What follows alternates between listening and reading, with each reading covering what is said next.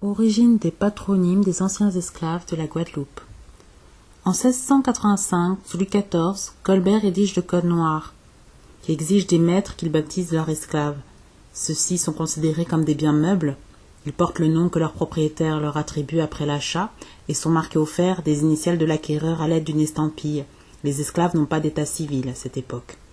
En 1839, une ordonnance impose que les esclaves portent un numéro de matricule et soient déclarés et enregistrés par leur propriétaire sur des registres matricules d'esclaves qui sont établis dans chaque commune. Cette ordonnance précise également que les affranchis devront se voir attribuer un nom patronymique et un prénom, excluant les noms patronymiques connus pour appartenir à une famille existante, à moins du consentement express et par écrit de tous les membres de cette famille. Et stipulant aussi que seront seuls reçus comme prénoms sur les registres de l'état civil les noms en usage dans les calendriers grégoriens et ceux des personnages connus dans l'histoire ancienne. Le 27 mai 1848, l'esclavage est aboli en Guadeloupe et là sont établis des registres des nouveaux libres pour recenser les patronymes attribués aux nouveaux affranchis, selon un système de noms variés, à l'infini par interversion des lettres de certains mots pris au hasard, et supervisé par des officiers d'état civil. Et on constate qu'un certain nombre de noms sont choisis pour être saugrenus ou dégradants.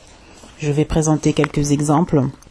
Donc on trouvait parmi les registres des noms comme prunier, pommier, manguier, des noms de fleurs et d'animaux, rosette, corbeau, zébu. On avait aussi châtaigne, chalumeau, chérubin, fantaisie, joli cœur. On pouvait trouver Hannibal, Darius, Cicéron, Caton, Charlemagne, Ninon, Minerve. Il y avait aussi des anagrammes, Étilagé pour égalité, Étrébile pour liberté. Il y avait Bordelais, Nankin, des noms de maîtres inversés, Gélambé pour Bélanger, des prénoms accolés ou fantaisistes comme Fête Nat, une parodie de la fête nationale pour ceux qui étaient nés un 14 juillet, ou parfois des farces pour désigner à la moquerie et au ridicule ces noirs analphabètes que la République prétendait leur imposer comme concitoyens. Donc voilà pour l'origine en tout cas des noms des anciens esclaves de la Guadeloupe. Il y a un site qui est très intéressant, dont je vous mettrai le lien en dessous de la vidéo, c'est anchoucage.org. Donc il faut savoir que c'est le premier site qui répertorie les patronymes attribués aux esclaves au moment de l'abolition de 1848. Voilà.